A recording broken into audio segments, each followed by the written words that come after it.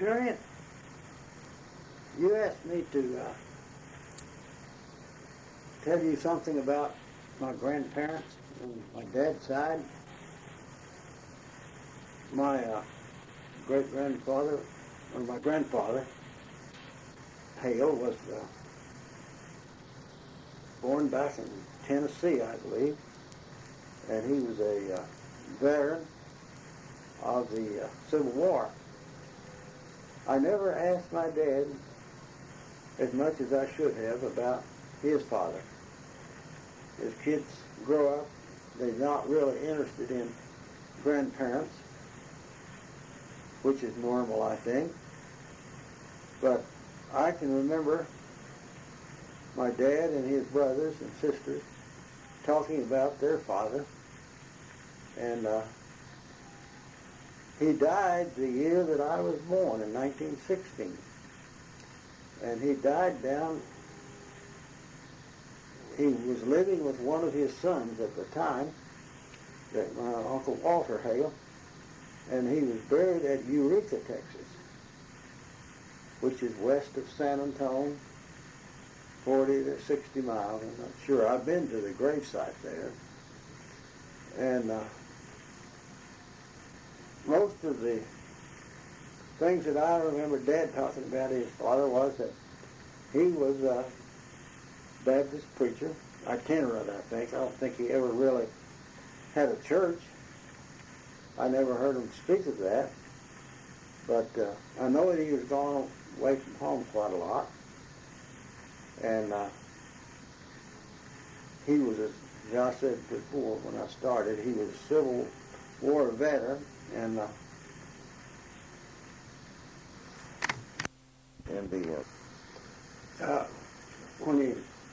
have to go back, and one time I was down at Gonzales, Texas, and I was visiting a cousin of mine down there. He was Uncle Crutcher's, George C. Haile, son.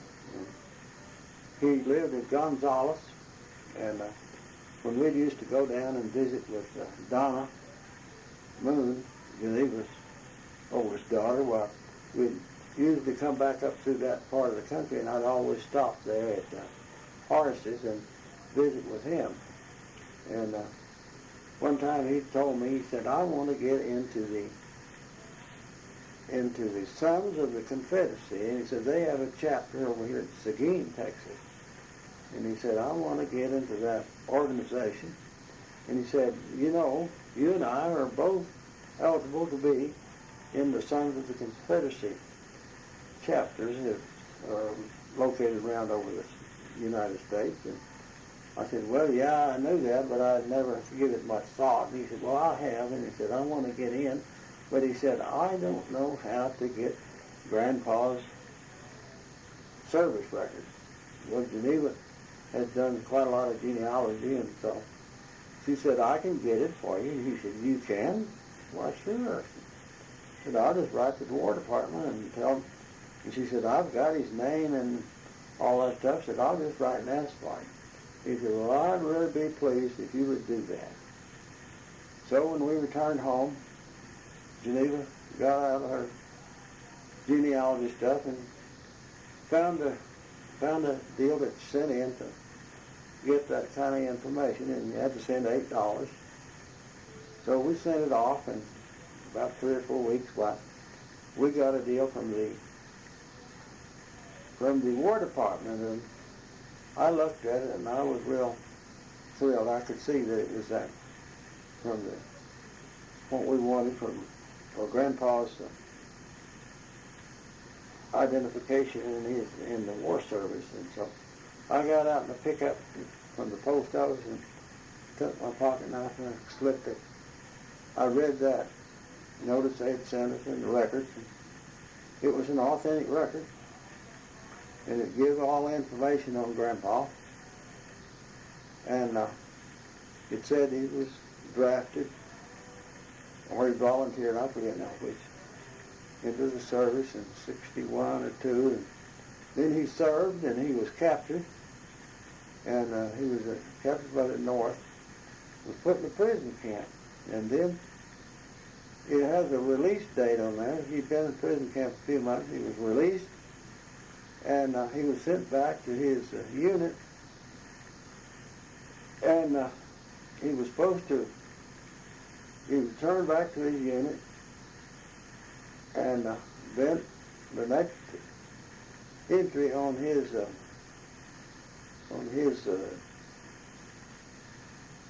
record, it said July 11th, I believe it was July 11th, 1963. It said deserted.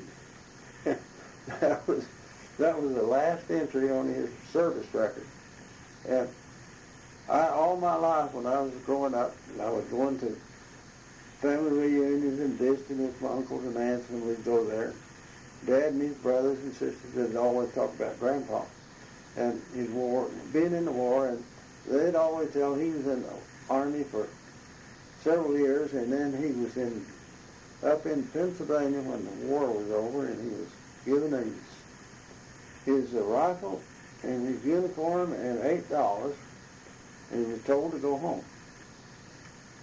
And they said that his story was that he walked from Pennsylvania back to Tennessee. Then when he got back to Tennessee, he couldn't find his family, and through a lot of snooping around, he found that his family had gone to Texas. So there he was in Tennessee and didn't have anything to support himself.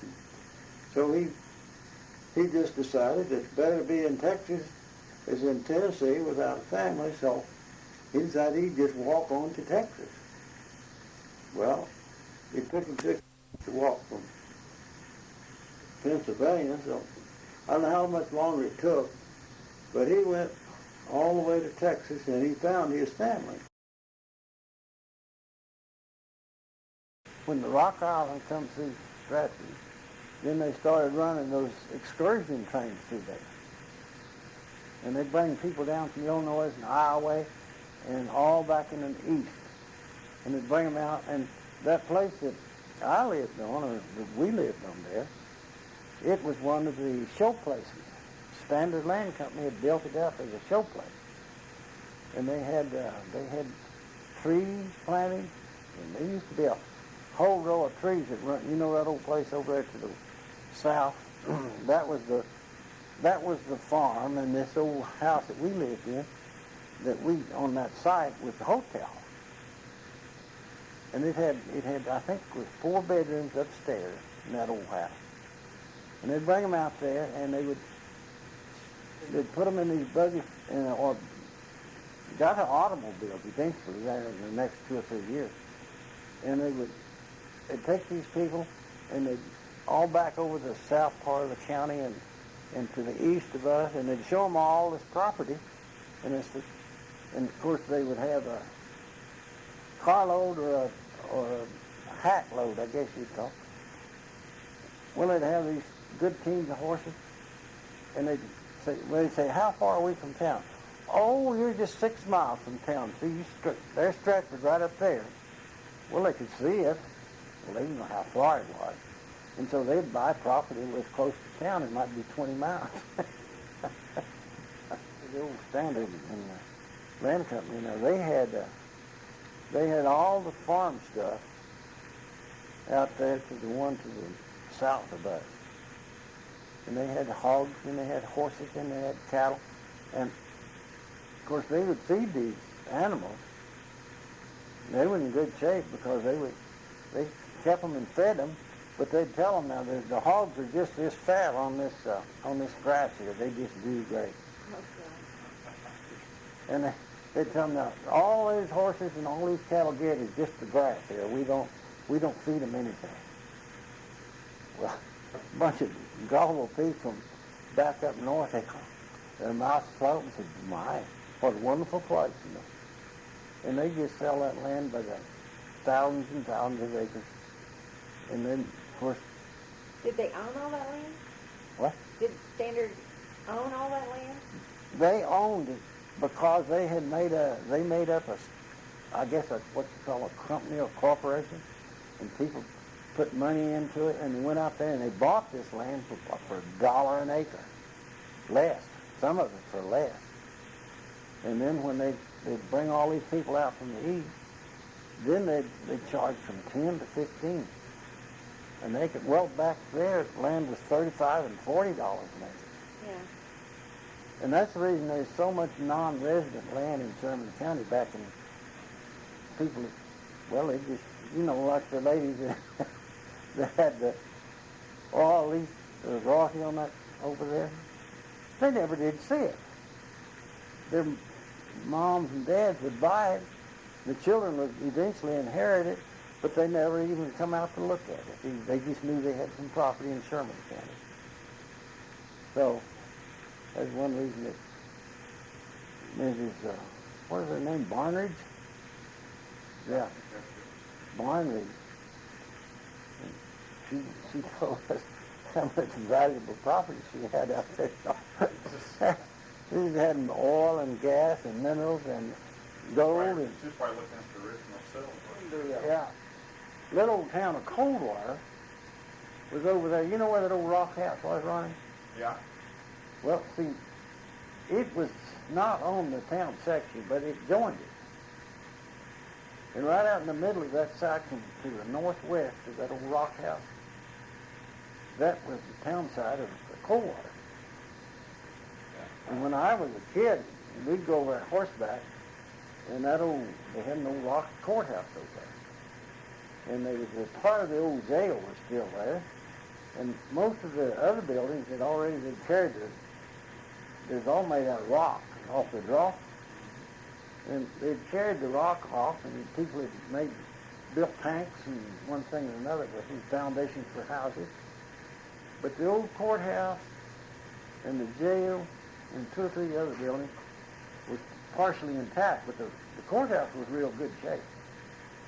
Had a good roof on it, and old Price and Wigman they were the big cattlemen right in that area, and they'd take about 10 or 15 wagon loads of cake, cottonseed cake, and they'd put that cottonseed cake out there in that courthouse.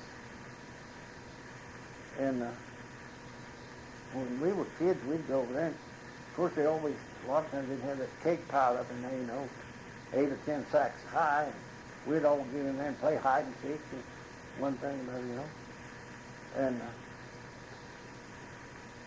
but they'd take that cake in and go out there and take a wagon and go by there and pick up 15, 20 sacks of cake, and then they'd deliver it around over the pasture and cake the cattle for the day. And all they had to do, the cake was on the way to the feed yard, So they just go by and pick up enough feed. Then they used that thing, but it was built, back in the 1880s, I guess. But then when Stratford come through there, then they had a big deal about moving it. And I don't know, you'd have to get that old Godgrass and grid out, and it tells you how they moved it one night. They moved all the papers up to the courthouse. It didn't have a courthouse, they had a tent. Is that why the Standard Land Company was out there, because it was close to the old town, or? No, not really, Ron. So that was after? They didn't start, the Standard Land Company didn't start until they got the railroad in. Okay. And when the railroad come through, then they moved Coldwater, it disappeared. And they moved all the papers of the archives, I guess you'd call it, up to Stratford. And then when they got to running those what they called excursion trains, where they bring those people in there, and they first started to haul them out in hacks and wagons, the fast buggies,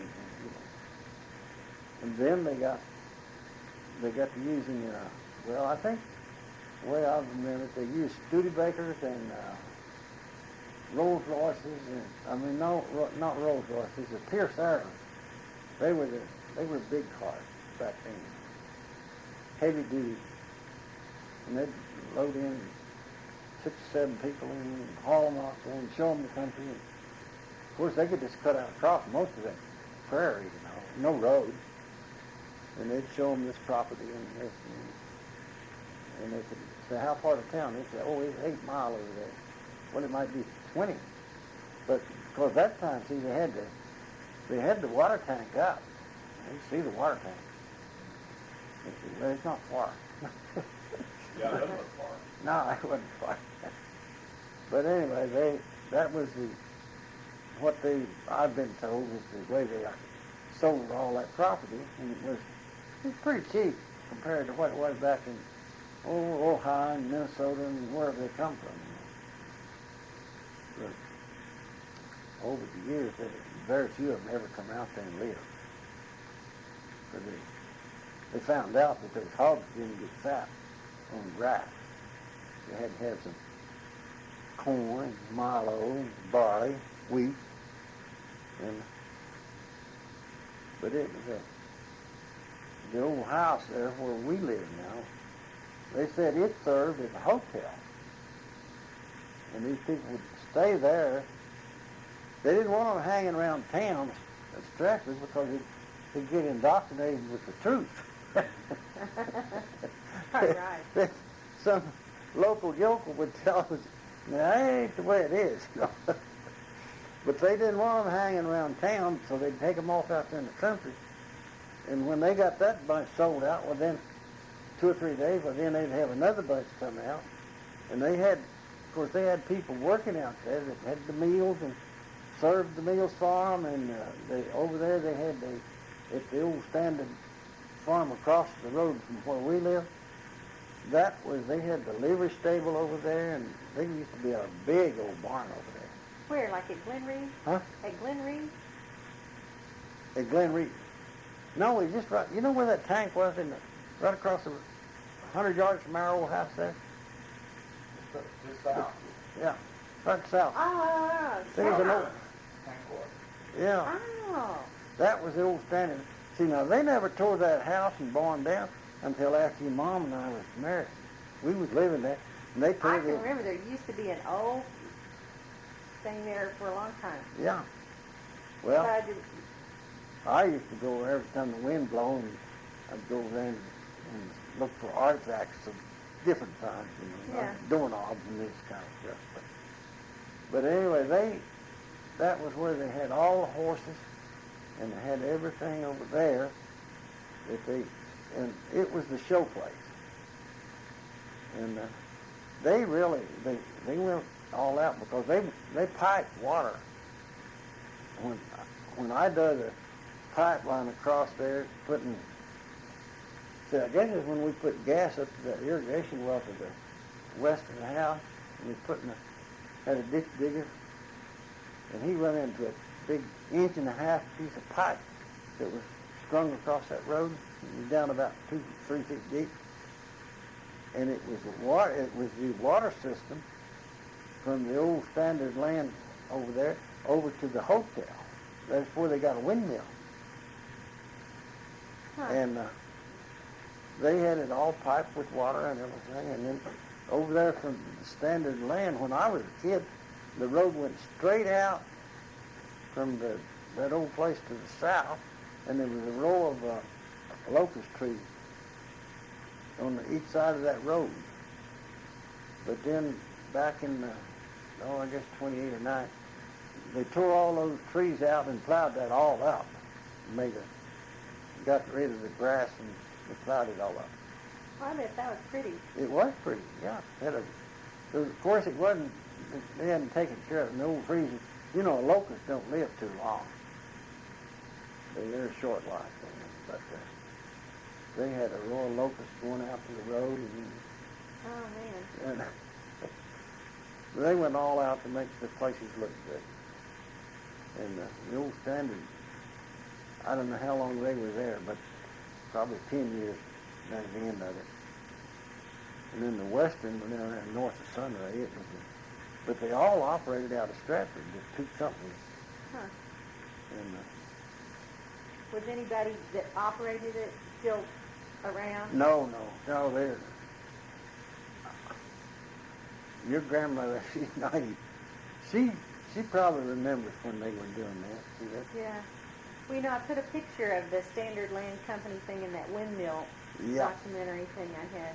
Yeah. One of the houses they had, and people Wow. standing all over it and everything. So. Well, I think, I'm not sure now which one of those houses was that. I forgot. But it probably was the one we're talking about. Huh. Oh no.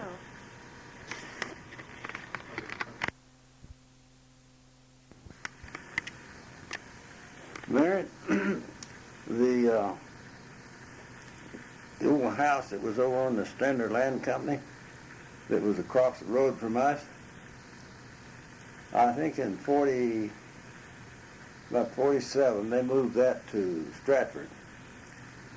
And Roy Mitchell and his family lived in it for several years. I don't know how many years before he moved back out on the ranch place, a mile and a half from where we live. And then Roy and the two girls and they lived there for about 8 or 10, 15 years. Then when Mrs. Wigington died, then he inherited that house at there in Stratford, brick home, and then he and Bonnie moved to that house, and of course Bonnie died in '89, and Roy still lives there. When I reminisce about the period of time that we're talking about in here, it's strictly hearsay because all of this happened from the time the railroad come through Stratford, and I think it was 1903. And of course, the land companies, they really got in a big hurry to sell the land that they had bought in that area.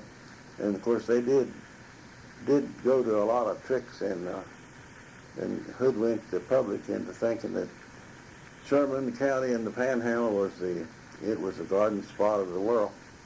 And I remember even when we moved to Sherman County, that it was Bill Pendleton's grandpa, E.G. Pendleton, I believe was his initials, but he had a land office down on Main Street back in the 30s, old Hoss Yates used it for a drugstore. It's part of that old brick building right there on the main drag, and I think probably the oldest brick building in town. But I would go in there with my dad, and he'd go in with a visit, and they had lots of pictures then of the area that we're talking about, and they'd go out and take photographs. Of course, that was before the time of videos and moving pictures, but they did take a lot of black and white photos, and they'd go out in the field where they were. Had some good years. Bound to have had some good years according to the photos they have. But they'd have pictures of feed like sorghum, and it'd be waist high, and there'd be people standing out in it, and you'd better to see their hats. Then they'd have a picture of a wheat field, and they would have them standing up, and then wheat would be up to their waist. And of course, the landscape blends in with a wheat field, and it looked like for thousands and thousands of acres there would be wheat. But they had some pretty good photographers at that time. They could make it look like something that it wasn't. Also, they'd find in the fall they would thrash that wheat, and they'd go out and they'd take pictures of those old, where they were thrashing the wheat out of the stacks, and they'd take a picture of the wheat being ordered out into a wagon, and there'd just be a big giant stream of wheat pouring out. It looked like just unendless amounts of wheat in that country.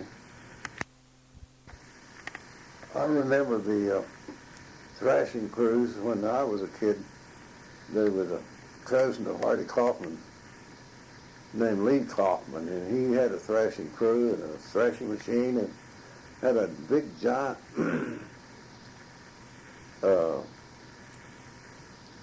steam tractor. And of course we don't see steam tractors anymore, but they operated on the same principle as a train engine, only they were just on big wide iron wheels, and the wheels would have the iron tread on it, and they were monsters. I'm sure y'all have all seen pictures of those old tractors. But he come to our house, I think that was in the fall of 24, and Dad had quite a bit of wheat to thrash, and so he come there to thrash the wheat. And I remember it started raining, and they had a chuck wagon, and they all slept around and under the chuck wagon. But the more it rained, the wetter it got, and the wetter they got. And so one night they all moved into the mom's house and mom and dad's house, and they slept on the floor so they would get out of the rain. And of course, it was so muddy they couldn't very well they had the cook shack was fixed up where they could cook, but they all ate just sitting around out on the outside. It wasn't very big. And so Mom she finally got the job, inherited the job, I might say, because she had to cook for that bunch of guys. It seemed to me like they was laying in there on the floor every night for 2 or 3 weeks. It might not have been that long, but I remember that she was so tired and fed up with that bunch of men.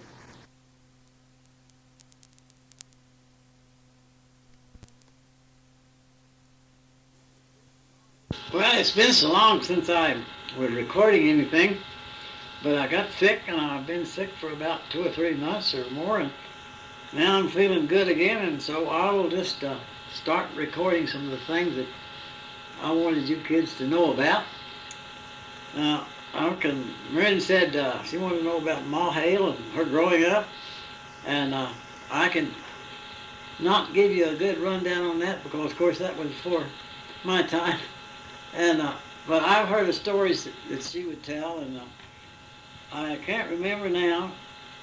She was born down around Graham, Texas, I think, in that area, and they moved to Dickens County when she was not too big a kid. And she lived in out east of Afton there in what they call the Prairie Chapel area. And she grew up in I think a real hard time in the centuries. She's born in 18 and Dad was born in 1880. She was born in 1886. She was 6 years younger than Dad, and so during that time it wasn't too far removed from the Civil War, and they were all still suffering from that Civil War, because I've heard her tell about Grandpa Braddock and her dad, and when he was 12 years old, they had to, the Union Army had come through and cleaned out all their stuff that they had at their farmstead. They had sort of a plantation. I think she said they had, 25, 30 slaves, according to Grandpa Braddock. But two of his brothers were in the Confederate Army, and they were killed at Shiloh, the Battle of Shiloh. And I can remember how my granddad used to talk about the Civil War, and he'd just get plumb mad thinking about all his family that got killed in that war. And I don't know of any others. Those are the two that I remember him talking about. And but Mom grew up in that area, and so she had a tough time. She told me one time, or all of us, that Grandpa was going over to Quanah to get a load of groceries and whatever supplies that they needed on the ranch and farm. She was supposed to get a pair of shoes. She was going to go to school over at the Prairie Chapel School. Well, when she got her shoes, Grandpa got back in about 3 or 4 days from Quanah, and he bought her a pair of boy shoes because he said girl shoes didn't last long enough, and she had to walk to school, and said that she just wear them out so quick. He said he just bought, and said they were the awfulest looking things that she ever wore. And she said, I absolutely would rather have gone to school barefooted than to wear those old brogans. But she says, I had to wear them because she said there was thorns and stuff. And she said it was cold weather and she had to wear those things. So we can understand it. And that's another one of those deals when they lived over there, and Uncle Paul, he wanted to go to the fair at Spur, Texas, and he had a horse, and he was going to ride down there. And he asked Grandpa Braddock if he could have some money to go on. Of course, he worked there on the farm, but he didn't get paid anything. He was just a kid. He said Grandpa fished around in his pocket and found a dime, and he said, here, son, he said, here's a dime. He said, you go on down and have a good time. Uncle Paul was so mad, after he gave him the dime, he said he rode all the way to Spur and stood around Spur all day long, saw what there was to see, never spent the dime. He come back, told Grandpa, he said, Dad, I didn't need that dime. He said, I just brought it back. He said, my dad, he complimented me many times to other people about how thrifty I was. Getting back to my mom, she told us a lot of times about she rode to school sometimes. So most of the time they walked because she said they had to have a horse spot in the stable over there, and she said Uncle Paul and she had to walk most of the time because Grandpa needed the team or whatever horse they rode there on the ranch, and they didn't get to ride. But she said I did learn to ride. And of course, riding back then was very taboo if you rode astride of a horse. She said I could never ride astride of a horse unless I just went bareback and got the cows for milking. And she said other than that, and she said I love to ride just astraddle the horse. But she said I couldn't ride that way in public because so many people frowned on ladies riding astride. So she said, I finally got a side saddle. And my dad, he'd chime in when she was telling that, and he'd say, yeah, that's what we courted in. And she was riding the side saddle and said, I had an old horse and just an ordinary saddle, and said, we didn't have a buggy, but he said, we could ride together. And he said, I courted your mom in that. She was on the side saddle. And so you can kind of imagine that they did a lot of picnicking and a lot of going to revivals and all kinds of church activities. But that was the way they did their traveling back in those days. And she said I could ride a horse and jump all the creeks and all the gullies and never get thrown off. But I could never imagine. But she was not a very big person. And when she got married, I think she said she weighed 105 pounds or something like that. Not too big. Of course, she got to be a larger person as she grew older. But I think when Mom died, she didn't weigh much over 105 or 10. But those are some of the things that I can remember her telling me. And she had I'll go back a little bit. She told me one time about when she and Grandma was there, out there in the country, east of Afton, and the Indians would come from Oklahoma, down around Lawton, I guess some of Quanah Parker's bunch, and they would come through the country, and then they would go to the mountains in the summertime, up to a reservation that was up in the mountains. And I don't know just where that was, probably up around, over in Albuquerque or in that area, or maybe up in Colorado. She said one day she come outside in the yard and saw these Indians come in on their horses. She said there was about 8 or 10 of them. And she ran in the house and told Grandma, she said, there's Indians out coming up through the pasture. Well, Uncle Paul and Granddad, they was out working on some fence somewhere, and she said, Grandma, she looked out and she got scared because Indians were not always on the warpath, but she didn't know what the story was going to be. But the Indians come to the house and they stopped out in the front. She said, and the main one, he got off his horse and said he made motions and he rubbed his stomach and said, hungry, hungry. Was that they could understand that and what he meant. So he said Grandma went in the house, and of course at that time they didn't have nothing in the deep freeze or in the ice box. But she said she grabbed up a sack of corn flour and cornbread flour, and she made up about 3 pans of cornbread, and she had some some kind of a meat, a ham or something, and she threw that in there with it in the stove, and she said it didn't have to be cooked for the Indians. So they just, as long as they wanted it, they just eat it, hot, cold, or raw. She said she cooked up that big batch of cornbread and gave them some of that ham, and she said they ate like they starved to death. But after they ate, they got on their horses and left. She said it was one of those times that was pretty scary for her. Of course, she said Grandma wasn't too easy about it either, but said when Grandpa come home, he said, well, you done the right thing. She said they might have hurt you if you hadn't have fed them. So she said they felt good about helping the Indians out and get them on up the road a ways.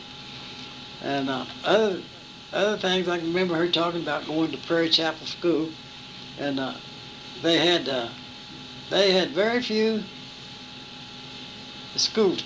They didn't have many books. They didn't have they learned to read and they learned to write. They learned arithmetic. And I never ever did know how many grades. I think my mom went to about probably the 8th or 9th grade, as far as she could go there without going to high school. And I've always heard him say he was in the 7th grade, and back then there was a panic that hit the whole country, and there was no money, and crops were no good, and he said he had to go to work doing something. And so his story about that was that there was an old fellow that run sheep right next to them. He had a lot of sheep. Well, it was one of those dry years and there was no grass. And he said those sheep just, along the fence, he said they'd just die. And he said that after they'd die, in the summertime, he said, of course, they'd stink. But he said about the 2nd or 3rd day, they could go down there and the wool would just turn loose from the hide. And they didn't have to, of course, the shear them. They had to do that in the fall. But he said they'd have pretty good wool. And he said we'd go down there and we'd pull the wool off of those dead sheep. And he said you could sell that. But he said the old man that had the sheep, he didn't mind you pulling the wool off of them, but he wanted part of the wool. But he said we pull enough wool off those and take it back to Grandma Haile. And said she had an old spinning wheel, and she'd make that into winter clothes. And he said that winter, he said everything we had was made out of off of those dead sheep.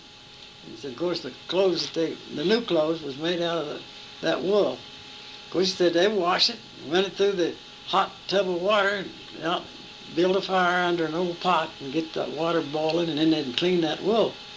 And then his mama would take it and run it through whatever they did, and make it into cloth, into thread, and then into cloth, which I think that was the only way any of them had of making clothes that they didn't buy, and buying clothes was kind of unheard of back then. I guess my granddad, Braddock, he was a very peculiar fellow. I remember my mom and dad talking about it. When they were married, of course back then you had to kind of have the permission of the father of the girl you was going with to get her hand to be married. And Dad said he was always pretty snorty about asking Grandpa. And he said one time he got up the courage to ask Mr. Braddock if he and ZT could get married. And he said, Grandpa looked at him and just turned around and walked off. He never did say yay nor nay nor nothing. And he said, I didn't know what to do, but he said, no answer, silence was a yes to me. And he said, he said, your mom and I got married. And he said, Grandpa didn't even come to the wedding. So he said that when the wedding was over, they went to Spur or somewhere on a, well, I guess you'd call it a honeymoon then, but he said we was only gone 2 nights or 3 nights, something like that, and come back. And Dad had already had a place there close to Afton that he was farming. And said when they got back, Grandma Braddock told them that Paul wasn't there. Said, well, where is he? She said, well, I don't know. He said, I think he went off and he's sleeping over there in that haystack. And Mom said that he went over there and he'd sleep in that haystack and work all day. And he didn't even come in he didn't come to the house for meals. He was so mad. Because he was losing a good hand. That was what Mom always said. He was losing a good hand because he did a lot of work.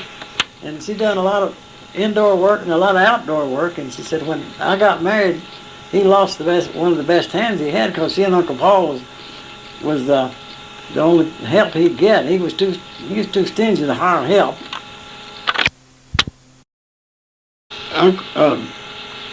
Dad's father, he was a Baptist preacher. And he did itinerant preaching, I guess they called it that. I don't think he might have had a pastorate somewhere, but most of the time he was just getting a buggy or whatever he had and wagon and drive off, and he'd be gone for 2 or 3 or 4 weeks at a time. And he done that, I guess.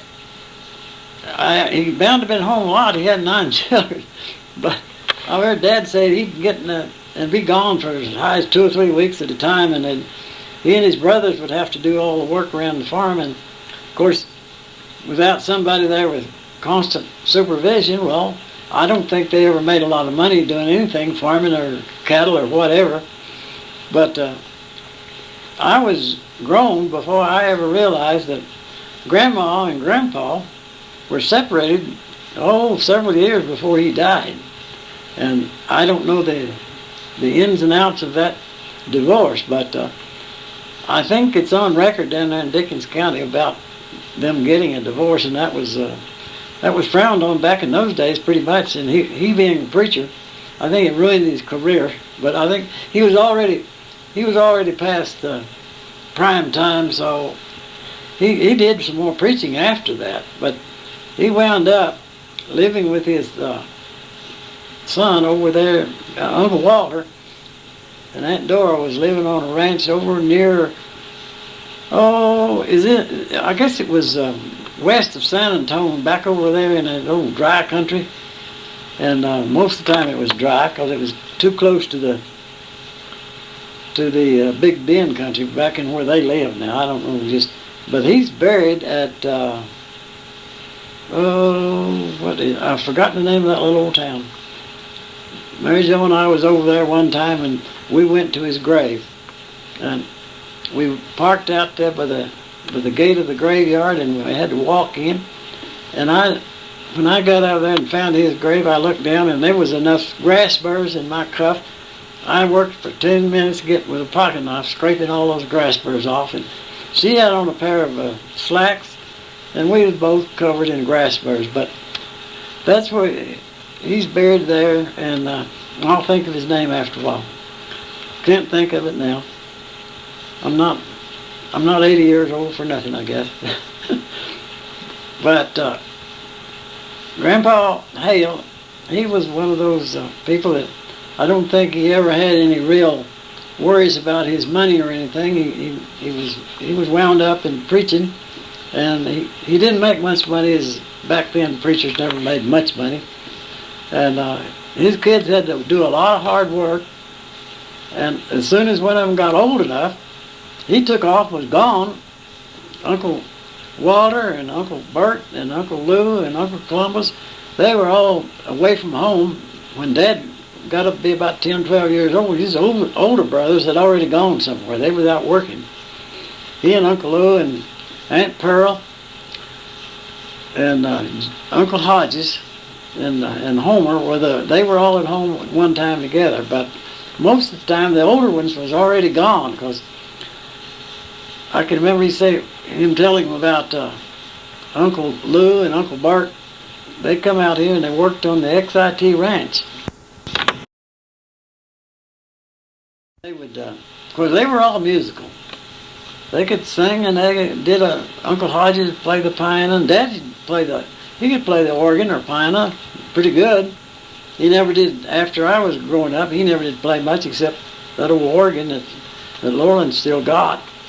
But he'd play that, and Aunt Pearl was a great musician. She played everything. But Dad said when the older boys come home, they'd learn all those old Western songs. And he said, the old song is that, the song that I was thinking about is When the Work's All Done This Fall. And Dad said that all the girls and all the Grandma Haile said they'd all sit and cry when Uncle Bert and all of them would sing those songs.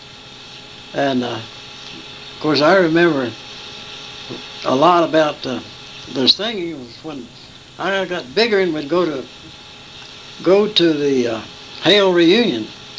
They had the first one in 1926 down at Uncle Crutcher's. He lived at Panhandle of Texas, down close to Wichita Falls, and we went down that summer. I remember my dad bought a new 26 model Ford T-model Ford, and we sailed off down to Clarendon and stayed all night with Uncle Bert. And next day we sailed off down to Panhandle. Got down there by dark. Quite a drive. Of course, the roads weren't very good back then, all dirt. Somebody had a flat, and that delayed us for a while. We went, and I think there was 2 or 3 cars of us left Uncle Bert's at Clarendon. But they'd all get together, and they had somebody play the piano or the organ, and all those Haile. Well, it'd be Uncle Bert and Dad and Uncle Hodges and Uncle Lou. Uncle Walter never did make too many of those because he was in California, and I can only remember one time he come back to a reunion, I think at Uncle Lou's. But they could really get up and make a lot of music, and it was always an enjoyable time to listen to him sing. Of course, Uncle Hodges, he was I always thought he was one of the best piano players. He didn't know any music, none at all, but he could just beat the ivory off of a piano, and he really could play good, and as everybody said, he plays good. He plays good and loud.